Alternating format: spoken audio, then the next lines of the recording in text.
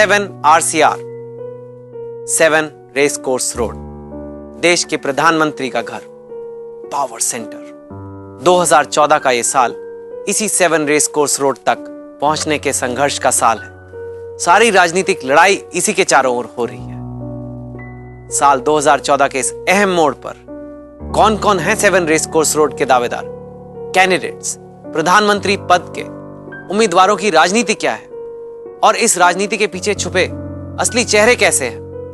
कुछ कैंडिडेट्स को आप जानते हैं, कुछ को लोग कम जानते हैं। प्रधानमंत्री पद के सभी दावेदारों की असली कहानी है 7 रेस कोर्स रोड। यह सीरीज इसलिए जरूरी है कि आप उन उम्मीदवारों को, दावेदारों को पहचान लें, समझ लें, परख लें जो आपके वोट से पहुंचेंगे 7 रेस कोर्स रोड।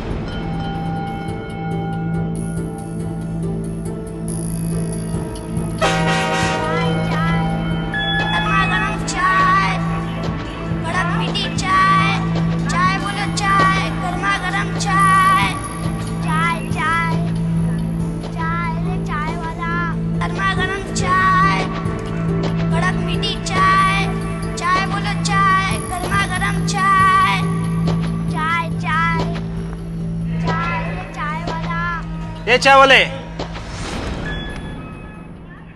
हाँ साहब, कितनी चाय चाहिए? कितने की है चाय? 10 पैसे की एक चाय। एक चाय देना।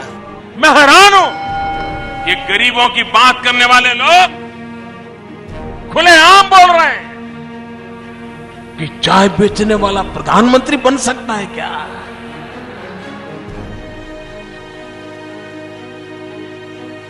अगर देश की जनता आशीर्वाद दे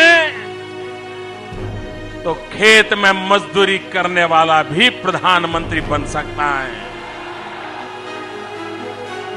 फुटपाथ पर बैठ करके जूतों की पॉलिश करने वाला भी प्रधानमंत्री बन सकता है। नरेंद्र मोदी गुजरात के मुख्यमंत्री और साथ साथ 7 रेस कोर्स रोड के एक बड़े दावेदार, वो नरेंद्र मोदी जिनका सफर एक छोटे से रेलवे स्टेशन से शुरू हुआ। आज भारत की राजनीति पर बातचीत नरेंद्र मोदी की चर्चा के बगैर पूरी नहीं होती है। ऐसा क्यों है? क्या सिर्फ इसलिए कि वो प्रधानमंत्री पद के उम्मीदवार हैं, या इसलिए कि उनकी राजनीति से पूरा देश प्रभावित हो रहा है? लाखों लोगों के लिए वो रोल मॉडल है, तो लाखों लोगों के लिए वो एक विलेन है। लेकिन खुद नरेंद्र मोदी क्या है? जो नरेंद्र मोदी हमें नजर आते हैं, उसके पीछे का असली नरेंद्र मोदी कैसा है? कि मैंने अपनी मां को अड़ोस पड़ोस के घर में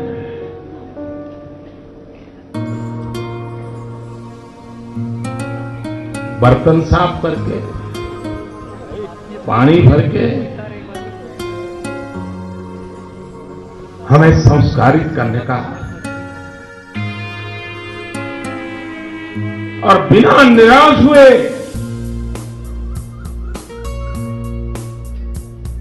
बच्चों को पालने का उस मां ने काम किया। साल 1950, देश को आजाद हुए 3 साल हुए थे।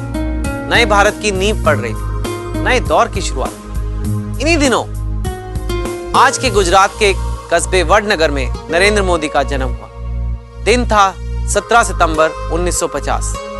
लेकिन जो नरेंद्र मोदी हमें आज दिखाई देते हैं, उनकी असली शुरुआत उनके जन्म से 8 साल बाद हुई, जब उन्होंने वडनगर रेलवे स्टेशन पर पहली बार कदम रखा।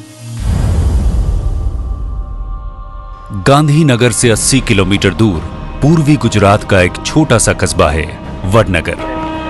करीब 56 साल पहले वडनगर के रेलवे स्टेशन पर दामोदर दास मोदी की एक छोटी सी चाय की दुकान थी। उन दिनों 7 साल का एक लड़का नरेंद्र भी सुबह सवेरे ही रेलवे स्टेशन पहुंच जाया करता था। नरेंद्र के पिता दामोदर दास मोदी चाय बनाते और वो चाय की केतली हाथ में लेकर प्लेटफॉर्म पर दौड़ दौड़ कर चाय बेचता था। उन दिनों वडनगर का ये रेलवे स्टेशन बहुत छोटा हुआ करता था और यहाँ से दिन में सिर्फ 2 बार ही रेल गुजरती थी।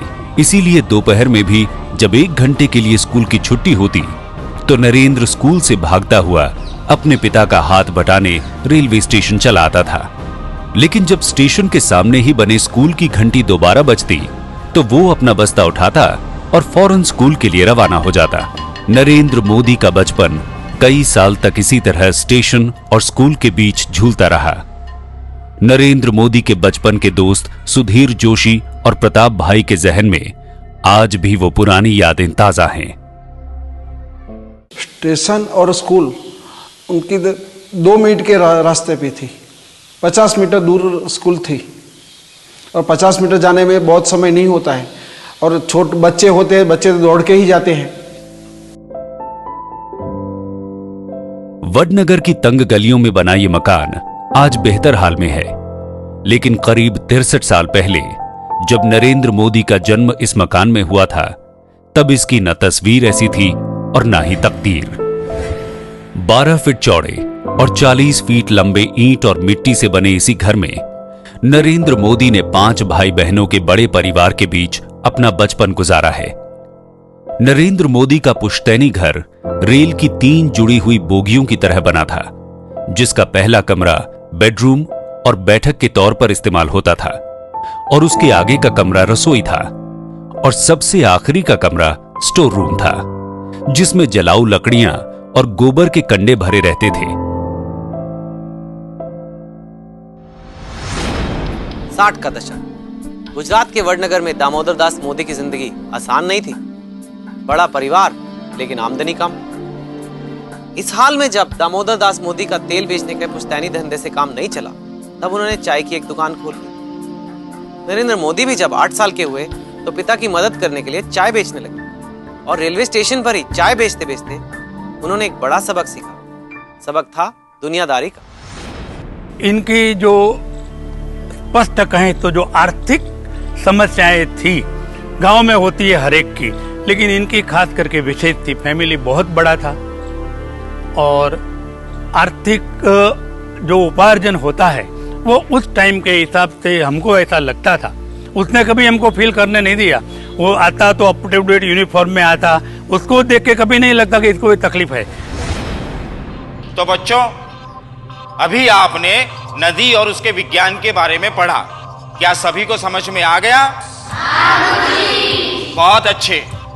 अब सभी बच्चे नदी शब्द की विवेचना करके उसके व्याकरण को समझाते हुए उस पर निबंध लिखेंगे और अपनी कॉपी मॉनिटर को दिखा देंगे। गुरुजी, मैं अपनी कॉपी मॉनिटर को नहीं दिखाऊंगा। क्यों? अपनी कॉपी मॉनिटर को क्यों नहीं दिखाओगे? गुरुजी, आप ही मेरी कॉपी ठीक कर सकते हैं, क्लास मॉनिटर सुधार नहीं कर सकता।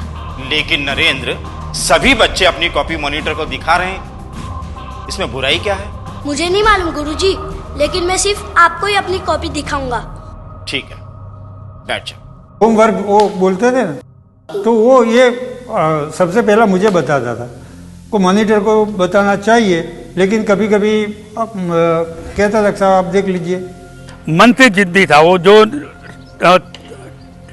मतलब मन में पक्का कर लेता था, वो चीज को वो करके रहता था। और सबसे पहला ये था कि not to be impressed by anybody but to impress the others. उसके पास जो क्वालिटी थी उससे वो दूसरों पर प्रभाव डालता था। वो किसी के प्रभाव में आज तक नहीं आया है। नरेंद्र मोदी जब मिडिल स्कूल में पढ़ाई कर रहे थे, उन दिनों भी वो एक ऐसे जिद्दी स्टूडेंट के तौर पर पहचाने जाते थे जो हर हाल में टीचरों और दोस्तों से अपनी बात मनवा लेता था। सुधीर जोशी को आज भी याद है कि किस तरह नरेंद्र मोदी ने चैलेंज करके क्लास मॉनिटर का चुनाव जीत लिया था। चैलेंज कर देते थे, आज ऐसा हुआ तो कल ऐसा हो जाएगा। उसमें एक दफे उन्होंने बोल दिया कि सुधीर आज फॉर्म भर दिया है सीआर बनने के लिए। मैंने बोल दिया पापा ने मम्मी ने हमको पढ़ाने के लिए भेजा है, नहीं कि वो सीआर बनने के लिए। तो उन्होंने बोला मुझे कि बस वो बोल दिया था, ये कर दिया है, कर दिया, फॉर्म भर दिया है आज मैंने। तो बाद में तो बस जीतने का ही पूरा संकल्प कर लिया है और ऐसा करेंगे ही। बाद में बस उन्होंने विड्रॉल नहीं किया फॉर्म और जीत के ही रहे।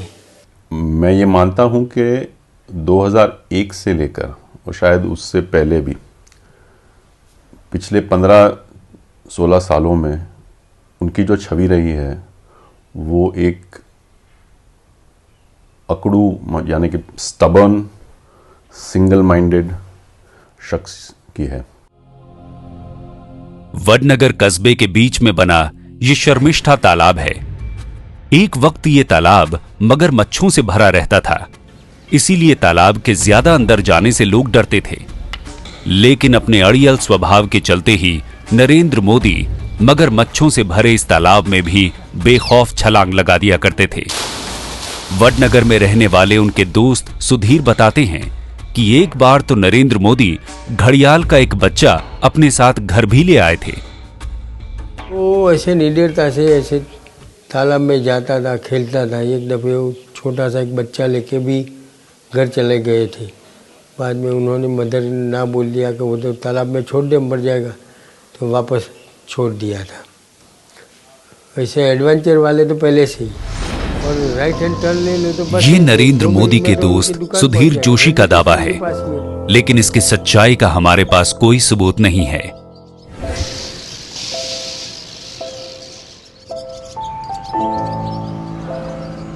प्राइमरी स्कूल की पढ़ाई के बाद जब युवा नरेंद्र ने कस्बे के ही भगवताचार्य नारायणाचार्य हाई स्कूल में दाखिला लिया, तो इस स्कूल में उनके ख्वाबों को नए पंख मिले। ड्रामा हो, डिबेट हो, स्कूल की कोई भी एक्टिविटीज हो, स्कूल द्वारा गांव में किए जाने वाले कोई भी सोशल वर्क हो, तो ये अग्रसर ही रहता था। एनसीसी है और गांव में कोई कार्यक्रम देना हो तो अपने ग्रुप के साथ वो सदैव अलर्ट रहता था। ये फर्स्ट क्लास जाने दो, लेकिन ये सब एक्टिविटीज़ में उसका नाम था और सारी स्कूल टीचर्स आचार्य उनकी ओर एक आशास्पद नज़र से देखते थे। वडनगर के बीएन हाई स्कूल से नरेंद्र मोदी ने 10वीं तक की पढ़ाई की, लेकिन ये पढ़ाई लिखाई सिर्फ किताबों की नहीं थी। नरेंद्र मोदी दिन भर स्कूल में पढ़ाई के बाद दूसरे बच्चों की तरह अपने घर नहीं लौटते थे। सदा वत्सले मातृभूमे नमस्ते सदा वत्सले। स्कूल के दिनों में 8 साल के नरेंद्र मोदी की शामें अक्सर राष्ट्रीय स्वयंसेवक संघ की शाखा में ही गुजरती थी।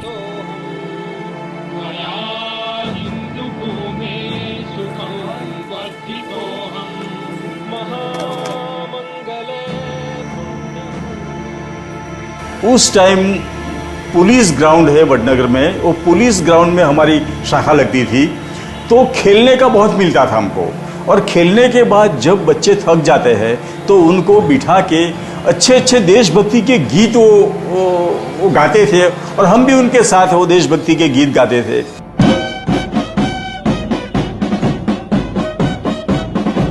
राष्ट्रीय स्वयंसेवक संघ का गठन 1925 में महाराष्ट्र के शहर नागपुर में हुआ था और वडनगर में उसकी शाखा 1944 में शुरू की गई थी।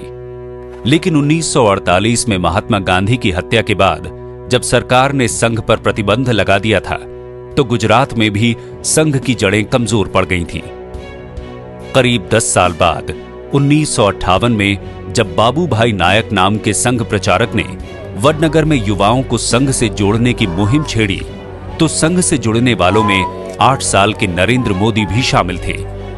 और एक दिन संघ की शाखा में जब नरेंद्र की मुलाकात लक्ष्मण राव इनामदार उर्फ वकील साहब नाम के शख्स से हुई, तो जैसे उसकी दुनिया ही बदल गई। M.V. कामत ने the man of the moment में लिखा है कि उस वक्त गुजरात में प्रांत प्रचारक रहे वकील साहब से ही नरेंद्र मोदी ने संघ का बुनियादी सबक सीखा था। मैं हमेशा वर्तमान में जीता रहने वाला व्यक्ति हूँ। अब जब वर्तमान में जीता हूँ तो विद्यार्थी काल को भी उसी प्रकार से जी लिया। मुझे एक सुविधा रही है कि मैं किसी भी कालखंड में खुद के लिए न जिया हूँ, खुद के लिए न कुछ सोचा है, और उसके कारण मैं उस कार्य के साथ अपने आप को जोड़ देता हूँ। हमारे संघ में एक प्रचारक पद्धति है जो अपना पूर्ण जीवन संघ के लिए दे देते हैं। तो नरेंद्र भाई के मगज में भी, उनके मन में भी ऐसा विचार आया कि मैं भी प्रचारक हो सकता हूँ, उनके दिल में हो। और वो धार्मिक वृत्ति तो थे ही। आज भी शायद कम लोगों को पता है कि नरेंद्र भाई 2 टाइम की नवरात्रि जो होती है ना, चैत्री नवरात्रि और आसो की नवरात्रि, वो 35 साल से सिर्फ नींबू का पानी पी के वो नवरात्रि करते हैं। और योग तपस्या वो तो उनके स्वभाव में बचपन से ही है। एक तरफ आरएसएस का असर और दूसरी तरफ धर्म की ओर झुकाव। युवा नरेंद्र का मन जिस ओर बढ़ रहा था उससे उनके परिवार के लोग परेशान हो गए। उनके परिवार वालों को लगने लगा कि कहीं नरेंद्र मोदी संन्यास न ले लें। एमवी कामत ने अपनी किताब the man of the movement में लिखा है कि उनकी मां हीराबेन को यह डर सताता था कि कहीं एक दिन उनका बेटा घर छोड़कर चला ना जाए।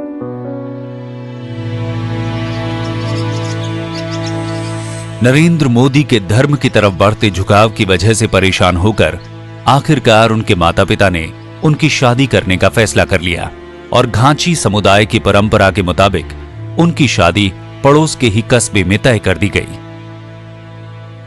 कैरावान मैगजीन के लेख के मुताबिक नरेंद्र मोदी की मंगनी वडनगर के पास ब्राह्मणवाड़ा की रहने वाली जशोदाबेन चिमनलाल से हुई थी और फिर 13 साल की उम्र में उनकी शादी भी कराई गई थी।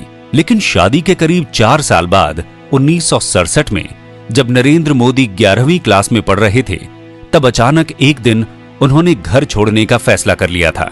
उस वक्त नरेंद्र मोदी 17 साल के थे। पत्रकार किंगसुक नाग ने द नमो स्टोरी में लिखा है कि यह आम धारणा है कि नरेंद्र मोदी की जिंदगी में यह सब कुछ तब हुआ जब उनके माता पिता उनकी पत्नी का गौना करवाकर बहू को मायके से अपने घर लाना चाहते थे। पर उनका ऐसा सिचुएशन है कि उन दिनों में गांव में ऐसे ही होता था, कम अल्प वयस में शादी हो जाती थी। फिर वो जो जिनके साथ शादी होती थी तो रहती थी अपने पिता के घर में और आप रहते थे अपने पिता के घर में। तो शायद जब वो एज ऑफ प्यूबर्टी रीच करते हैं तो शायद वो गाना का वो होता है, क्या बोलते हैं, रिचुअल होता है। पर शायद उस टाइम पे उन्होंने शादी रिजेक्ट कर दी। तो जब उन पे घर पे बहुत प्रेशर आया तो घर से भाग गए।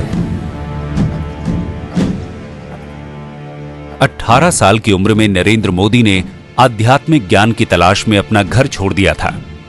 लेकिन उसके बाद वो कहां गए और कहां रहे ये बात कोई नहीं जानता। हालांकि खुद नरेंद्र मोदी का कहना है कि वो 3 सालों के लिए हिमालय पर चले गए थे। कुछ बातें ऐसी हैं जिसको मैं ये समय नहीं है कहने के लिए, लेकिन मेरे विद्यार्थी काल स्कूली जीवन के बाद मैं हिमालय में चला गया था। हिमालय के मेरी ज़िंदगी के जो 3 साल है करीब करीब, वहाँ की बहुत सी घटना है जो मुझे, लेकिन उसके विषय में अभी समय नहीं हुआ है कहने के लिए, कभी कहूँगा। नरेंद्र मोदी की जिंदगी का यह हिस्सा आज भी एक राज ही है। हिमालय यात्रा के 3 सालों में वो कहाँ रहे, उन्होंने क्या काम किया और क्या हासिल किया, इसके बारे में तो उनके परिवार को भी कुछ मालूम नहीं, क्योंकि इस दौरान नरेंद्र मोदी अपने परिवार से पूरी तरह कटे रहे। उनकी मां हीराबेन का खुद कहना है कि वो अपने बेटे के गम में पागल सी हो गई थी। लेकिन एक दिन अचानक उनके दरवाजे पर दस्तक हुई। दरवाजा खुला तो वो हैरान रह गई।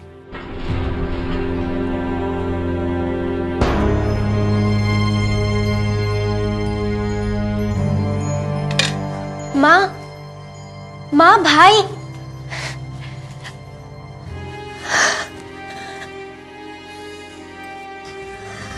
प्रणाम। मेरा बेटा, मेरा लाल नरेंद्र कहाँ था इतने दिन? नरेंद्र मोदी अपने घर, अपने शहर वडनगर लौट आए थे, लेकिन उनकी ये वापसी महज चंद घंटों के लिए थी, क्योंकि वो एक और फैसला कर लौटे थे। फैसला था वडनगर छोड़ने का, लेकिन इस बार उनकी मंजिल हिमालय के पहाड़ और जंगल नहीं थे। प्रचारक का जो जीवन है वो सन्यासी टाइप का है, तो सन्यासी जैसा हो जाए वो किसी भी माँ बाप को पसंद नहीं आएगा। इसकी वजह से घर वाले ऐसा बोलते थे कि भाई तुम संघ का कुछ भी काम करो, हम मना नहीं है, मगर सबके साथ रह के काम करो। मगर उनको वो मंजूर नहीं था और उनको प्रचारक ही होना था। इसलिए पिताजी को और माताजी को थोड़ी उनकी नाराजगी होते हुए भी वो प्रचारक के लिए अहमदाबाद के लिए निकल गए। वरिष्ठ पत्रकार किंगसुक नाग ने अपनी किताब द नमो स्टोरी में लिखा है कि नरेंद्र मोदी को गृहस्थ जीवन का बंधन मंजूर नहीं था, लेकिन हिमालय से वापसी के बाद जब परिवार वालों ने उन पर बहू जशोदाबेन को घर लाने का दबाव डाला तो एक बार फिर उन्होंने घर छोड़ने का फैसला कर लिया। शादी तो हो गई थी शायद बहुत साल पहले, 13-14 साल की उम्र में। गौना शायद हो रहा था 16-17 साल की उम्र में। तो वो जो मैरिज तो हो गई थी पर कंज्यूमेट नहीं हुआ था, जहां तक मेरी धारणा है। नरेंद्र मोदी की शादी को लेकर आज भी सस्पेंस है। खुद नरेंद्र मोदी ने अपनी शादी के बारे में कभी कुछ नहीं कहा, ना शादी को लेकर इनकार किया और ना ही इकरार। हां, पिछले कुछ सालों से मीडिया में उनकी कथित पत्नी जसोदाबेन के इंटरव्यू सामने आते रहे हैं। कहा जाता है जसोदाबेन बनासकांठा जिले के एक गांव में प्राइमरी स्कूल में पढ़ाती थी और फिलहाल नौकरी से रिटायर हो चुकी हैं। मेरे ख्याल से अभी भी उसी गांव में, रजोसणा गांव में स्कूल में टीचर हैं वो, गवर्नमेंट प्राइमरी स्कूल में वहाँ पर। और जब मैं गया था तब टीचर थे और मेरे ख्याल से फिर दूसरे मीडिया ने भी कवर किया उसको 2007 इलेक्शन में, तभी वो थे। अभी मेरे ख्याल से एक आध दो साल पहले भी किसी ने कवर किया, तब भी वो वहाँ पर थे। अभी इस वक्त कहाँ पर है उसका तो अंदाज़ा नहीं है क्योंकि मैंने पता नहीं लगाया अभी। शादी और संन्यास, जाहिर है 20 साल के नरेंद्र की जिंदगी इन दो छोर के बीच झूल रही थी। उनकी जिंदगी के इन्हीं दोनों पहलुओं को लेकर कई तरह की बातें और कई तरह के किस्से भी सामने आते रहे। लेकिन ये बात तो खुद नरेंद्र मोदी भी कबूल कर चुके हैं कि अपनी हिमालय यात्रा के बाद वो वडनगर छोड़कर हमेशा के लिए अहमदाबाद आ गए थे और यहीं से उन्होंने अपनी जिंदगी की एक नई शुरुआत।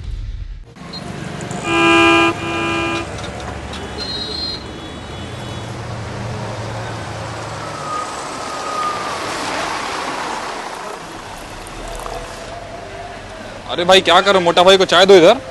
कितना टाइम लगाओगे? तो उनको भी। कितने पैसे हुए? अरे मोटा भाई हो गया आपका? बहुत कम खाया आज। क्या करेंगे, सवेरे नाश्ता करके निकला था। क्या क्या लिया? 2 कप चाय, 1 प्लेट भजिया और 1 फाफड़ा। अच्छा।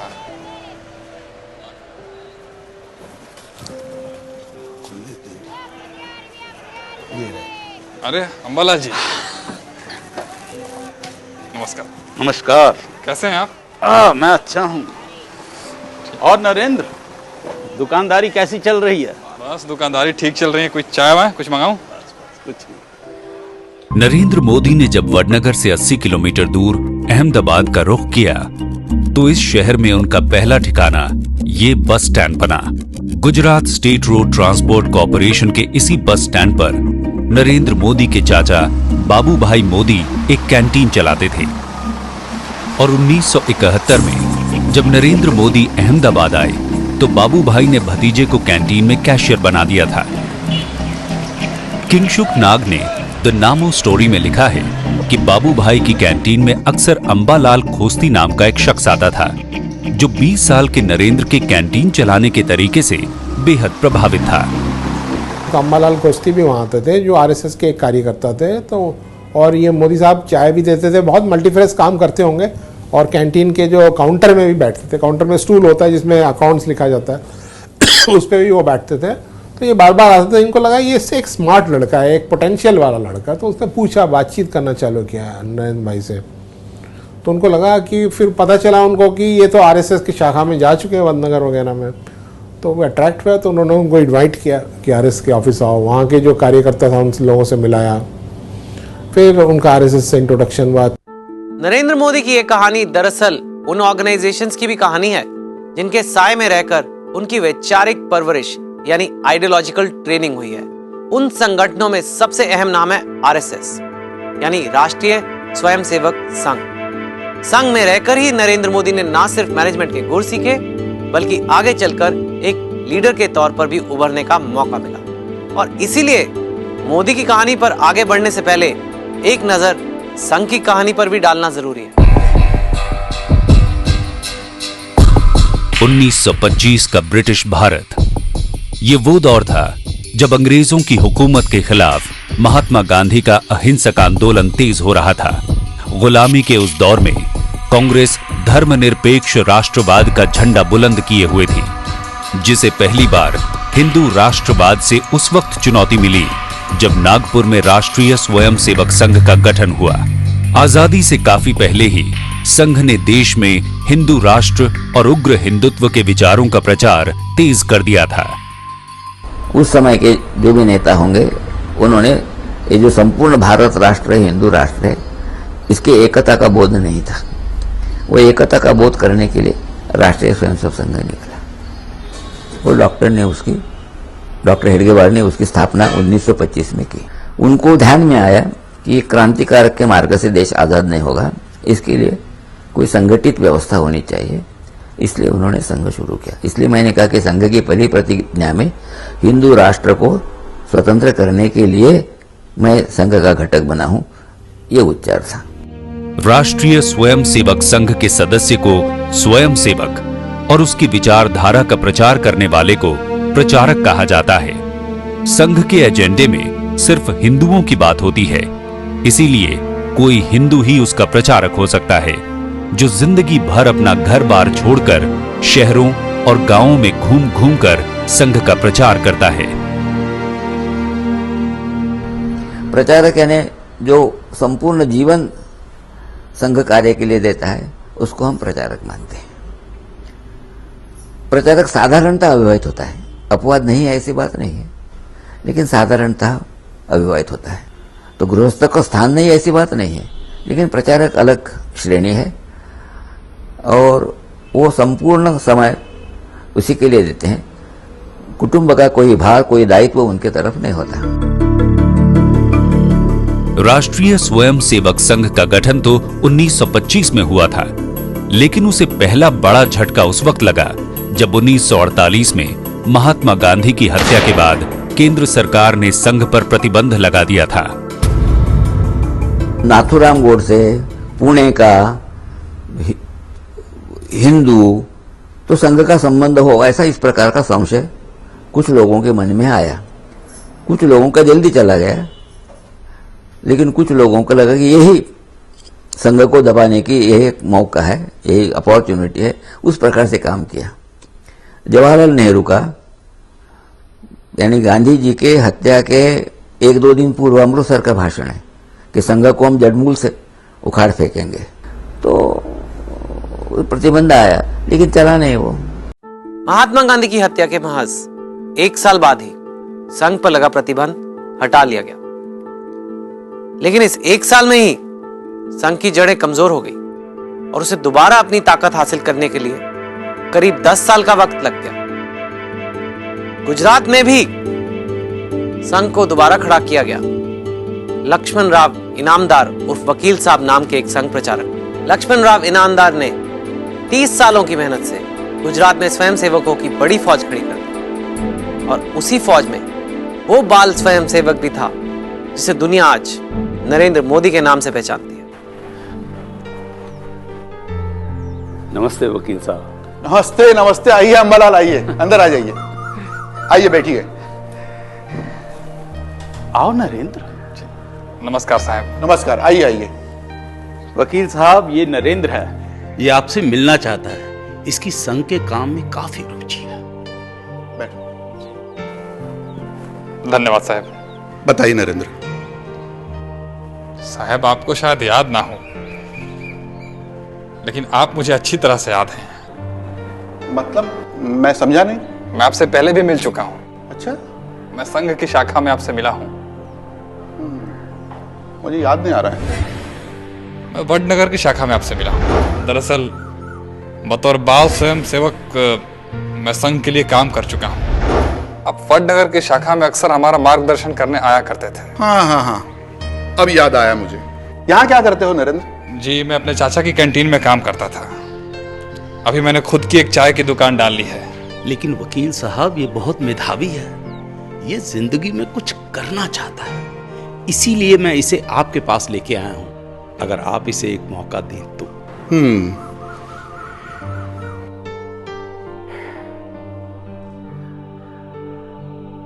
अच्छा, ठीक है, आप हमारे साथ काम करिए, लेकिन इसके लिए एक शर्त है, आपको यहीं हमारे साथ रहना होगा।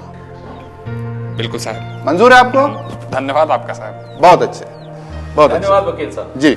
उन दिनों में आरएसएस जो थी वो पूरा ब्राह्मण डोमिनेटेड होती थी, और उन दिनों में धारणा थी कि अगर आरएसएस को एक्सपैंड करना है तो दूसरे कास्ट के लोगों को भी लेना है। तो ये एक लड़का मिला जो बहुत होनहार लड़का लगा उनको, फिर उसके ऊपर ये एक ओबीसी है, घांची है, तो उन्होंने काफ़ी ओपन आर्म से उनको इनवाइट किया। एमवी कामत ने the man of the moment में लिखा है कि युवा नरेंद्र जब अहमदाबाद के संघ मुख्यालय में रहने के लिए पहुंचे तो वहां 12 से 15 लोग पहले से ही रह रहे थे। उन दिनों संघ के दफ्तर में सुबह 5 बजे उठकर प्रचारकों के लिए चाय और नाश्ता तैयार करना नरेंद्र मोदी की पहली जिम्मेदारी थी। इसके बाद वो दफ्तर के 8-9 कमरों में झाड़ू लगाने का काम भी करते थे। अहमदाबाद में संघ के दफ्तर में नरेंद्र मोदी के काम का यह सिलसिला करीब 1 साल तक यूं ही चलता रहा। वो जब सीएम हुए उसके बाद उनका बहुमान हुआ हेडगेवार भवन में। उन्होंने उस दिन बताया कि आज से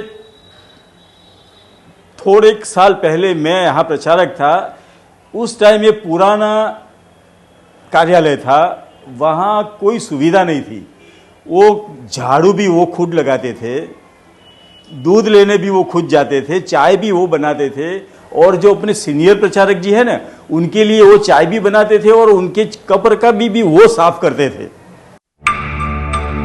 70 के दशक की शुरुआत का यही वो वक्त भी था जब गुजरात ही नहीं पूरे देश में राष्ट्रीय स्वयंसेवक संघ बेहद मुश्किल दौर से गुजर रहा था। लेकिन साथ ही वो कांग्रेस के मुकाबले एक नई राजनीतिक ताकत के तौर पर भी तेजी से उभर रहा था। उस वक्त गुजरात में कांग्रेस पार्टी भी 2 धड़ों में टूट गई थी। कांग्रेस के युवा नेता चिमन भाई पटेल ने इन हालात का फायदा उठाया और घनश्याम ओझा को हटाकर खुद को गुजरात का मुख्यमंत्री बनाने के लिए उन्होंने इंदिरा गांधी को मजबूर कर दिया। लेकिन 1973 में जब चिमन भाई पटेल गुजरात के मुख्यमंत्री बने तो राज्य में जबरदस्त सूखा पड़ा। देखते ही देखते महंगाई आसमान छूने लगी। दिसंबर 1973 में अहमदाबाद के एलडी इंजीनियरिंग कॉलेज के छात्र मेस का बिल बढ़ाने के विरोध में सड़कों पर उतर आए और फिर ये छात्र आंदोलन पूरे गुजरात में फैल गया। गुजरात के 40 शहरों में कर्फ्यू लगा दिया गया। हालात पर काबू पाने के लिए फौज को भी तैनात करना पड़ा। पूरे गुजरात में वो इंदिरा जी के खिलाफ और कांग्रेस के खिलाफ एक बहुत बड़ा एटमॉस्फेयर खड़ा हो गया। अखबार भी उसके अगेंस्ट में थे, पब्लिक भी अगेंस्ट में थी, और बहुत सारे लोग, जैसे कि बहुत सारे लोगों ने उनके खिलाफ धरने भी किए, आंदोलन भी किए। जो नवनिर्माण वाले आंदोलन थी, ये सभी लोगों ने काफी विरोध किया। मोदी जब प्रचारक बने तो उन्हें पहले संघ के स्टूडेंट विंग अखिल भारतीय विद्यार्थी परिषद की जिम्मेदारी सौंपी गई। उन्हें एबीवीपी के गुजरात यूनिट का इंचार्ज बनाया गया। संघ परिवार के एक आदमी होते हैं हर संस्था में, तो उनका जो गुजरात यूनिट का एवीपी था उनमें नरेंद्र भाई को भेजा गया, क्योंकि उनकी उम्र कम थी उस टाइम, शायद उसकी उम्र 20-21 साल की होगी, 74-75 की बात है। यही वो दौर था जब गुजरात में छात्र आंदोलन उफान पर था। हालात को भांपते हुए तत्कालीन प्रधानमंत्री इंदिरा गांधी ने फरवरी 1974 में चिमन भाई पटेल की सरकार को बर्खास्त कर दिया। राज्य में राष्ट्रपति शासन लगा दिया गया, लेकिन इसके बावजूद छात्रों का आंदोलन थमा नहीं, बल्कि समाज के पुनर्निर्माण का नारा बुलंद करते हुए उन्होंने नवनिर्माण आंदोलन का ऐलान कर दिया। इस नवनिर्माण आंदोलन से जुड़ने वाले राजनीतिक दलों में उस वक्त का जनसंघ भी शामिल था और युवा नरेंद्र मोदी जनसंघ के स्टूडेंट विंग एबीवीपी के इंचार्ज थे। लिहाजा वो भी इस नवनिर्माण आंदोलन में कूद पड़े। जो भी उनका विरोध करते थे, धरना करते थे, प्रदर्शन करते थे, तो उनको पुलिस गिरफ्तार कर लेती थी। या तो उनको लगे कि ये कुछ करने वाले है, तो रात को पुलिस उनके घर पे पहुंच जाती थी और उनको पहुंचने के बाद उनको रात को पकड़ के चली जाती थी। इसमें आरएसएस भी था और पहले वाला जो जनसंघ वाले थे उसमें कुछ केशुभाई पटेल वगैरह भी थे, और जो विष्णु पंड्या भी थे, और नरेंद्र मोदी भी इस आंदोलन में जुड़े थे। भाइयों और बहनों, राष्ट्रपति जी ने आपातकाल की घोषणा की है। इससे आतंकित होने का कोई कारण नहीं है। 25 जून 1975 को जब तत्कालीन प्रधानमंत्री इंदिरा गांधी ने देश में आपातकाल का ऐलान किया, तो उससे ठीक 7 दिन पहले ही गुजरात में बाबू भाई पटेल के नेतृत्व में मोर्चा सरकार ने सत्ता संभाली थी। सूबे में ये पहली गैर कांग्रेसी सरकार थी। इसीलिए लंबे संघर्ष के बाद गुजरात में संघ भी चैन की सांसें ले रहा था। लेकिन जैसे ही देश में इमरजेंसी का ऐलान हुआ, अहमदाबाद में संघ के दफ्तर में भी हड़कंप मच गया। इमरजेंसी के दौरान तमाम राजनीतिक संगठनों पर पाबंदी लगा दी गई, जिनमें राष्ट्रीय स्वयंसेवक संघ भी शामिल था। ऐसे हालात में 7 जुलाई को संघ के विभाग प्रचारकों की पहली बैठक अहमदाबाद में बुलाई गई। संघ की ये बैठक बेहद संवेदनशील थी, इसीलिए नरेंद्र मोदी भी एक सिख के भेष में छिपकर इस बैठक में पहुंचे थे। साथियों, संघ पर प्रतिबंध लगने के बाद ऐसे मुश्किल हालत में काम कैसे किया जाए, इसी बात पर चर्चा के लिए आज ये बैठक बुलाई गई। मेरा तो ये सुझाव है कि चूंकि संघ पर प्रतिबंध लग चुका है, इसलिए अब हमें लोक संघर्ष समिति के कार्यकर्ता के रूप में काम करना चाहिए। प्रेस पर प्रतिबंध है, ऐसे में हम लोगों से संपर्क रखते हुए उन तक समाचारों को कैसे पहुंचा सकते हैं? सूचनाओं के लेन देन के लिए अहमदाबाद के अपने उद्योगपति मित्र उनके कार्यालय को हम इस्तेमाल कर सकते हैं। अच्छा, और अपने जो साथी अंडरग्राउंड है उनको एक डुप्लीकेट नाम दे देते हैं ताकि वो पुलिस से बच सकें। तो ठीक है, अगली बैठक के बारे में आप सभी को सूचना दे दी जाएगी। जय हिंद। 1975 में जब देश में इमरजेंसी लगाई गई थी, उस समय नरेंद्र मोदी के नाम की गिनती संघ के बड़े नेताओं में नहीं होती थी। मोदी तब एक छोटे स्तर के प्रचारक थे। यही वजह है कि इमरजेंसी में जब संघ के सारे बड़े नेता पकड़ लिए गए थे, तब भी वो आजाद घूम रहे थे। लेकिन उन्हें एक बड़ा मौका मिला। इस दौरान उन्हें संघ के प्रचार के लिए पर्चे छापने की जिम्मेदारी सौंपी गई थी। इस काम में मोदी कामयाब रहे। इमरजेंसी में श्रीमती इंदिरा गांधी ने जब देश के लोकतंत्र पर ताले लगा दिए थे और लोकतंत्र के लिए एक संघर्ष चलता था। मेरी आयु तो बहुत छोटी थी, लेकिन उस समय मुझे समाज के बहुत लोगों से मिलने का अवसर मिला, दुनिया को अलग रूप से जानने का अवसर मिला। मैं अंडरग्राउंड था, पढ़ने का भी बहुत अवसर मिला। लोकतंत्र की ताकत, लोकतंत्र के भिन्न भिन्न पहलू, उसके सामर्थ्य को मैंने समझा और उसने मुझे एक एक्सपोजर पे दिया, वाइड रेंज थिंकिंग प्रोसेस दिया। पब्लिसिटी मटेरियल जो होता था वो सब लेके ट्रेनों में लद देते थे जो दूसरी जगह में जाता था, और एक दो लोगों को जेल वेल में मिलने गए। एक लेडी कार्यकर्ता को उनको स्कूटर के पीछे लेके बचा भी दिया, तो उनको मौका मिला शायद काम करने का। इन दौरान शायद उन्होंने जिक्र किया था कि जॉर्ज फर्नांडिस से भी इनकी मुलाकात हुई थी, जो कि बाद में बड़ौदा डायनामाइट केस में फंसे थे। 10 मिनट में जॉर्ज फर्नांडिस यहाँ आने वाले हैं। आप उनसे मिल सके, इसलिए मैंने आपको यहाँ बुलाया है। लेकिन वो तो गुजरात आने वाले थे, हम लोग तो उनके रहने का प्रबंध भी कर रहे थे। नहीं, वो गुजरात पहुंच चुके हैं, बस 10 मिनट में यहाँ आ जाएंगे। अच्छा, आइए जज साहब। जॉर्ज नहीं, बाबा कहो। मेरा नाम बाबा है। आपातकाल के खिलाफ लड़ रहे हो, शाबाशी के हकदार हो।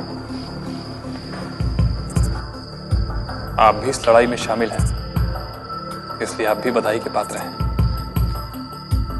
अच्छा बाबा, लोक संघर्ष समिति के मंत्री श्री नानाजी देशमुख भी भूमिगत हैं और अभी तक गिरफ्तार नहीं हुए हैं। ये तो बहुत खुशी की बात है, लेकिन सरकार जिस तरह से संघ के स्वयंसेवकों को दबा रही है, वो एक चिंता का विषय है। लेकिन संघ को भी अपनी शक्ति का इस्तेमाल करने के लिए किसी भी स्तर पर तैयार रहना पड़ेगा। जी, कहे बिल्कुल उचित रहे, लेकिन इंदिरा गांधी बहुत जिद्दी महिला है। हाँ बिल्कुल, वो अपनी जिद कभी नहीं छोड़ेगी। मुझे तो लगता है कि सशस्त्र प्रतिकार ही आपातकाल से बचने का एकमात्र उपाय है। संघ को राष्ट्र के हित में देर किए बिना इस विकल्प पर सोचकर अमल करना चाहिए।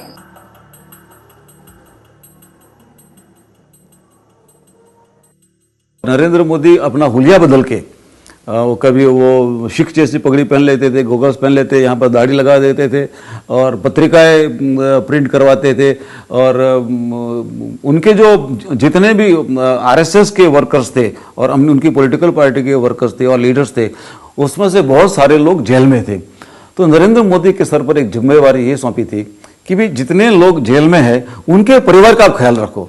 1977 में इमरजेंसी के बाद गुजरात में भी बाबू भाई पटेल की जनता मोर्चा की सरकार थी।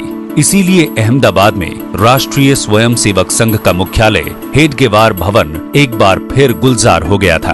अगले ही साल नरेंद्र मोदी को संघ में तरक्की देकर गुजरात के 6 जिलों का इंचार्ज प्रचारक बना दिया गया। इसके अलावा राज्य में संघ और उससे जुड़े संगठनों के बीच तालमेल बैठाने की जिम्मेदारी भी उन्हीं को सौंप दी गई थी। इनके वहाँ इनामदार साहब थे जो कि एक आरएसएस को जिन्होंने चालू किया अहमदाबाद शहर में, और जो बाद में गोवा और महाराष्ट्र के इंचार्ज भी थे। इनके नेक नज़र में ये आ गए थे। उन्होंने सोचा था कि ये बहुत ही होनहार लड़का है, तो उन्होंने काफ़ी इंटरेस्ट लिया इन पे, तो ये डेवलप्ड हो गए। 1977 से 1980 के बीच के 2.5 सालों में केंद्र और गुजरात की गठबंधन सरकारों का एक घटक दल जनसंघ भी था, जिसे राष्ट्रीय स्वयंसेवक संघ का राजनीतिक फ्रंट माना जाता था। लेकिन जब केंद्र में जनता पार्टी की सरकार गिर गई तो जनसंघ भी खत्म कर दिया गया और उसकी जगह 1980 में भारतीय जनता पार्टी वजूद में आ गई थी। उधर गुजरात में भी कांग्रेस एक बार फिर सत्ता में लौट आई, लेकिन मुख्यमंत्री माधव सिंह सोलंकी की आरक्षण नीति के चलते अगले 10 सालों में ही गुजरात में उसने अपनी जमीन खो दी। माधव सिंह सोलंकी एक ओबीसी के लीडर थे जो कि चीफ मिनिस्टर थे गुजरात के, और भारी मात्रा से वो इलेक्ट हुए थे। इतने भारी मात्रा से इलेक्ट हुए थे कि वो जो रिकॉर्ड है आज तक नरेंद्र मोदी ने में उसको डिस्प्लेस नहीं कर पाया। तो वो ओबीसी सपोर्ट से जब पावर में आए तो उन्होंने रिजर्वेशन की पॉलिसीज चालू कर दी। जब रिजर्वेशन की तो बहुत राइटिंग हुआ है गुजरात में। तो ये राइटिंग के दौरान जो अपर क्लास के लोग थे बहुत परेशान हो गए। उन दिनों में कांग्रेस के ओरिजिनल सपोर्टर्स तो पटेल वगैरह ही थे, ब्राह्मण, वैश्य, पटेल वगैरह। मुख्यमंत्री माधव सिंह सोलंकी ने कांग्रेस का वोट बैंक मजबूत करने के लिए खाम फॉर्मूला चला था। खाम यानी क्षत्रिय, हरिजन, आदिवासी और मुसलमानों का एक गठजोड़। और खाम को कामयाब बनाने के लिए 1977 की बख्शी कमीशन रिपोर्ट के आधार पर उन्होंने ओबीसी को आरक्षण देने का ऐलान कर दिया था। पिछड़े वर्गों को शिक्षा संस्थानों में 10% आरक्षण का ये कोटा 1985 का चुनाव आते तक बढ़ाकर 28% तक कर दिया गया, जिसका नतीजा गुजरात में आरक्षण विरोधी हिंसक आंदोलन के तौर पर देखने को मिला। गुजरात में सबसे पहले रिजर्वेशन के खिलाफ आवाज तो मेडिकल कॉलेज से उठी, क्योंकि जो अपर क्लास के जो स्टूडेंट थे उनको सिर्फ 1 मार्क या 1% के लिए एडमिशन नहीं मिलता था, और जो रिजर्वेशन में आते थे उनको चाहे कितने भी परसेंटेज कम हो तो उनको मिल जाता था। इसी वजह से ये आंदोलन वहीं से शुरू हुआ। तो उस वक्त भी माधव सिंह सोलंकी गुजरात के चीफ मिनिस्टर थे, तो उनको लगा कि ये आंदोलन है, ये रिजर्वेशन के खिलाफ नहीं है, ये मेरे खिलाफ है। तो उन्होंने आंदोलन को क्रश करने की कोशिश की। उन्होंने भी पुलिस फोर्स का बहुत बड़ा इस्तेमाल किया। 80 के दशक में जब कांग्रेस ने गुजरात में पिछड़े वर्ग के लिए आरक्षण का कार्ड खेला था, तो ब्राह्मण और बनिया समेत गुजरात का पटेल समुदाय उससे छिटक गया और उसका झुकाव नई पार्टी बीजेपी की तरफ बढ़ता चला गया। इसका नतीजा ये हुआ कि 1985 में गुजरात में जहां बीजेपी के कुल 11 विधायक थे, वहीं 1990 के चुनाव में उनकी संख्या 67 तक जा पहुंची। तब जनता दल के साथ मिलकर बीजेपी ने गुजरात में पहली बार अपनी सरकार भी बना ली। गुजरात में बीजेपी की तरक्की का यही वो दौर था जब 1986 में लाल कृष्ण आडवाणी बीजेपी के अध्यक्ष बने। गुजरात में बीजेपी को मजबूत करने के लिए आडवाणी ने कांग्रेस से नाराज ब्राह्मण, वैश्य और पटेल समुदाय को तेजी से अपने साथ जोड़ना शुरू किया। इस वक्त तक नरेंद्र मोदी संघ में ही थे, लेकिन जब 1987 में अहमदाबाद म्युनिसिपल कॉरपोरेशन के चुनाव में बीजेपी को बड़ी जीत हासिल हुई तो नरेंद्र मोदी को संघ से निकालकर गुजरात बीजेपी में सचिव बना दिया गया और अगले ही साल नरेंद्र मोदी की तरक्की भी हो गई और उन्हें गुजरात बीजेपी का महासचिव बना दिया गया। ये 1987 में अहमदाबाद म्युनिसिपल कॉरपोरेशन का जो इलेक्शन हुआ उसमें भारी मात्रा में सक्सेस मिली बीजेपी को और ये माना जाता है कि ये इसलिए हुआ कि नरेंद्र मोदी ने कुछ स्ट्रैटेजी थी। एग्जैक्टली क्या स्ट्रैटेजी थी मेरे को याद नहीं। जब नरेंद्र मोदी ने अपने एक पॉलिटिकल करियर शुरू की तो सबसे पहले अहमदाबाद म्युनिसिपल कॉरपोरेशन में उनको प्रभारी बनाया था। तो एक बाजू मेयर थे और स्टैंडिंग कमेटी के चेयरमैन थे, एक बाजू नरेंद्र मोदी थे। तो सभी स्टैंडिंग कमेटी के जो मेंबर्स थे उनको अपने एक रूम में इकट्ठा करते थे, बोलते भाई अभी चलो बताओ क्या एजेंडा है। तो मेयर वगैरह को लगा कि ये तो मोदी जैसे सुपर मेयर ऐसे बिहेव कर रहे हैं। तो सभी स्टैंडिंग कमेटी के मेंबर्स ने उनके सामने फिर रेबेल कर दिया और फिर बंद कर दिया और बोला कि भाई नरेंद्र मोदी को हटाओ। नरेंद्र मोदी को हटा दिया केशुभाई के समय में म्युनिसिपल कॉरपोरेशन के प्रभारी की पोजीशन से। बीजेपी में संगठन मंत्री के तौर पर नरेंद्र मोदी के वो 8 साल गुजरात में बीजेपी की तेज तरक्की और बढ़ते दंगों के गवाह हैं। 1985 में जहां बीजेपी के पास महज 11 सीटें थीं, वो 1995 में बढ़कर 121 तक जा पहुंची। दरअसल इन 10 सालों में गुजरात में एक के बाद एक दंगे हुए और इन दंगों से हुए ध्रुवीकरण का सीधा फायदा बीजेपी को मिला। इसी दौरान गुजरात में बीजेपी ने अपना जनाधार बढ़ाने के लिए यात्रा की राजनीति की भी शुरुआत की, जिसके पीछे माना जाता है कि नरेंद्र मोदी का ही दिमाग था। 1987 में न्याय यात्रा, 1989 में लोक शक्ति यात्रा और फिर सितंबर 1990 में लाल कृष्ण आडवाणी की गुजरात में अयोध्या रथ यात्रा से भारतीय जनता पार्टी का हिंदू वोट बैंक राज्य में मजबूत होता चला गया। 1991 में जब नए बीजेपी अध्यक्ष कन्याकुमारी से कश्मीर तक की एकता यात्रा पर निकले तो उसकी जिम्मेदारी भी नरेंद्र मोदी को ही सौंपी गई। नरेंद्र भाई मूलतः संगठन प्रकृति के व्यक्ति होने के कारण वो जब भाजपा में गए संघ से, उस समय भी गुजरात के अंदर अकाल का माहौल था। उस समय उन्होंने न्याय यात्रा निकाली थी और पूरे गुजरात के अंदर हर छोटे बड़े गांव शहर होते होते ये यात्रा में एक गुजरात में बहुत बड़ा एक माहौल खड़ा किया था। उसके बाद लोक शक्ति यात्रा निकाली थी। तो मतलब नरेंद्र भाई एक कुशल संगठक कर्ता होने के कारण ये यात्राओं का जो आयोजन है वो उनको बहुत सूझबूझ से वो करते थे। बीजेपी की गुजरात में जड़ें जमाने वालों में गजेंद्र गडकर, नाथालाल झगड़ा, शंकर सिंह वाघेला, कांसीराम राणा और केशुभाई पटेल जैसे संघ और बीजेपी के कई नेताओं के नाम शामिल रहे हैं। लेकिन राज्य में बीजेपी की राजनीतिक यात्राओं का सूत्रधार नरेंद्र मोदी को ही माना जाता है। चाहे मैनिफेस्टो ड्राफ्टिंग हो या बीजेपी के जितने संस्थाएं हो, युवा मोर्चा या महिला मोर्चा, इन सबको मोबिलाइज करने में और जो कास्ट कॉम्बिनेशंस है उन्हें ठीक तरह से आइडेंटिफाई करना। गुजरात की यूपी की तरह बहुत कॉम्प्लेक्स है गुजरात की जो सोसाइटी पॉलिटी, तो वो पटेलों को खुश रखना है, क्षत्रियों को खुश रखना है, बैकवर्ड कास्ट को अपने साथ रखो।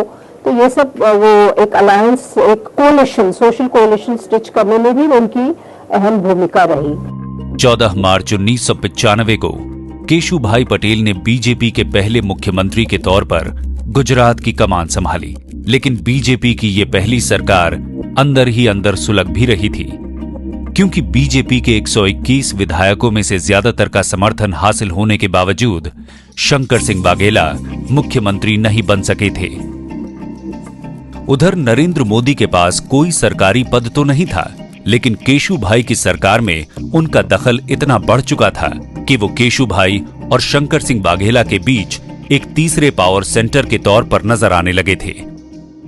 केशु भाई नरेंद्र मोदी के नॉमिनी थे। नरेंद्र मोदी का चॉइस केशु भाई था, इसलिए केशु भाई सीएम बने। अगर है ना शंकर सिंह का चलता तो केशु भाई नहीं बनते।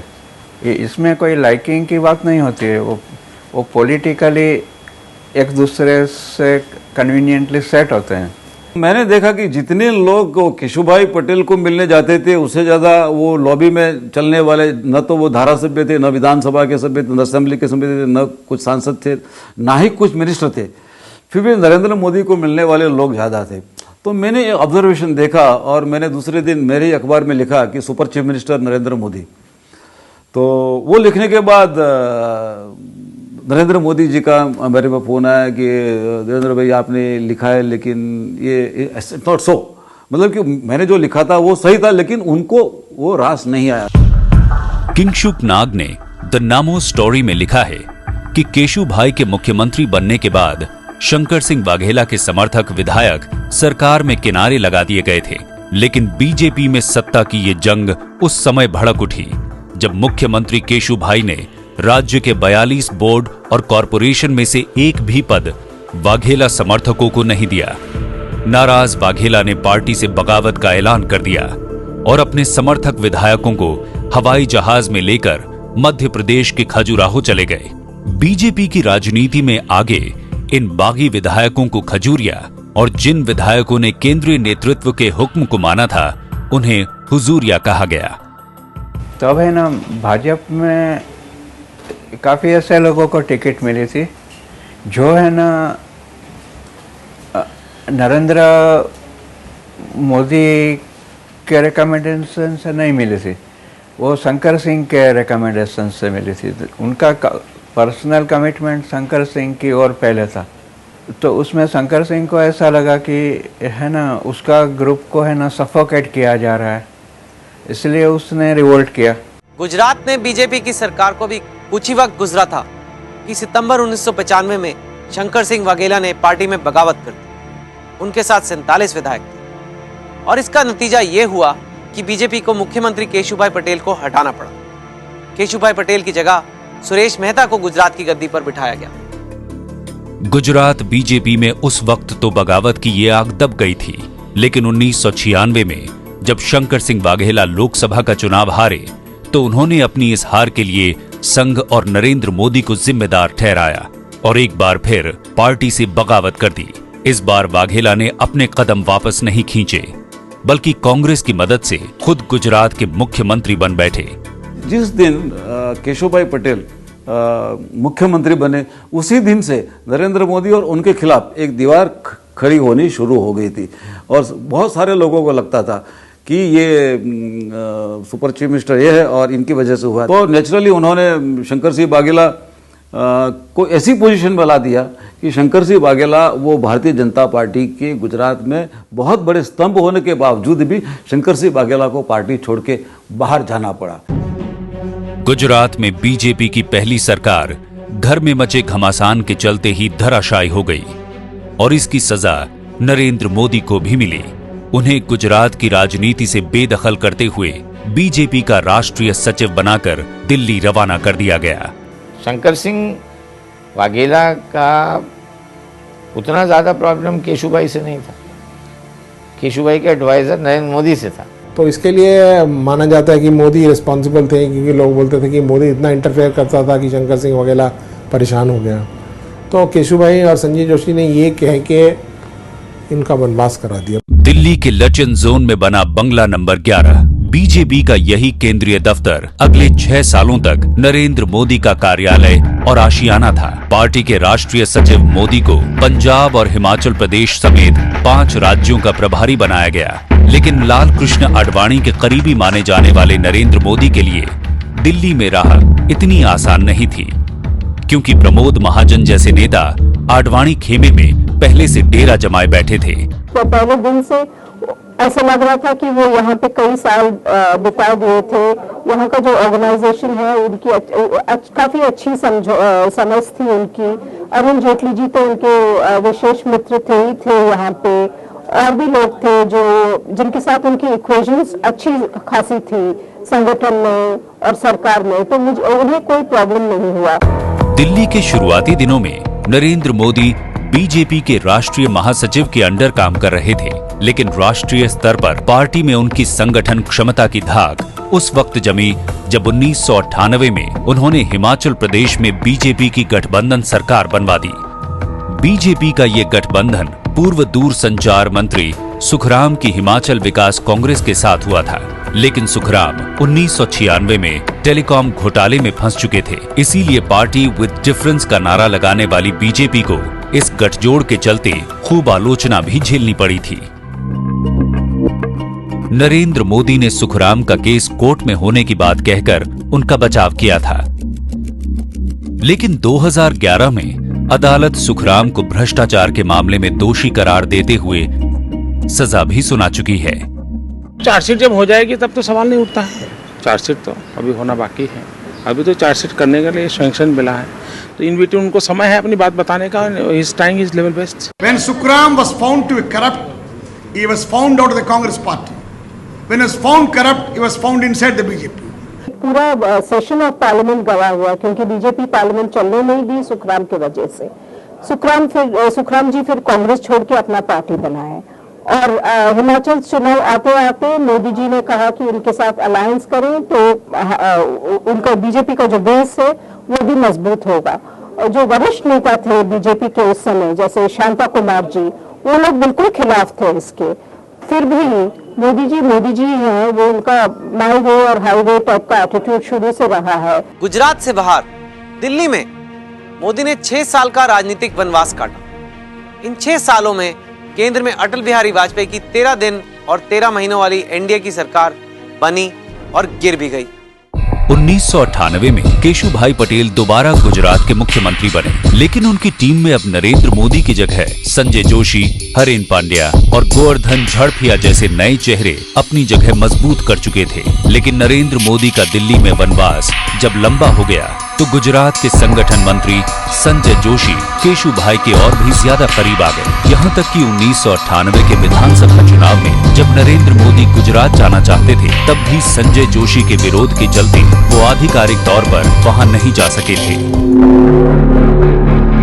नरेंद्र मोदी और बीजेपी के पूर्व महासचिव संजय जोशी की दुश्मनी अभी भी चर्चा में रहती है, लेकिन इसकी शुरुआत 1996 में उस वक्त हुई थी जब नरेंद्र मोदी को गुजरात से दिल्ली भेज दिया गया था।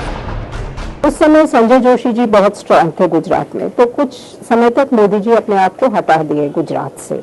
लेकिन जब वहाँ हालात थोड़ा बिगड़ने लगे बीजेपी लोकल बॉडी चुनाव हारने लगी, फिर कुछ अहम बाई इलेक्शंस हारने लगे, तब उस दौरान उस समय मोदी जी ने देखा कि यहाँ कुछ अपॉर्चुनिटी है मुझे वापस जाने का।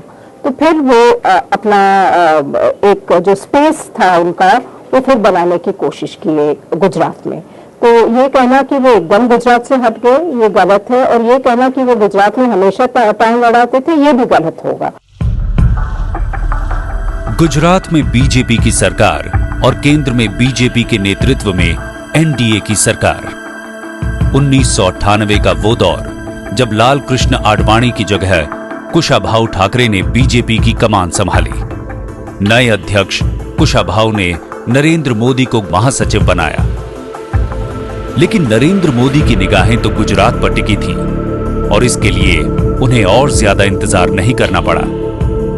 26 जनवरी 2001 को गुजरात में आए विनाशकारी भूकंप ने नरेंद्र मोदी की गुजरात वापसी का दरवाजा खोल दिया, क्योंकि गुजरात में भूकंप से पैदा हुए हालात से निपटने में केशुभाई पटेल की सरकार नाकाम नजर आ रही थी।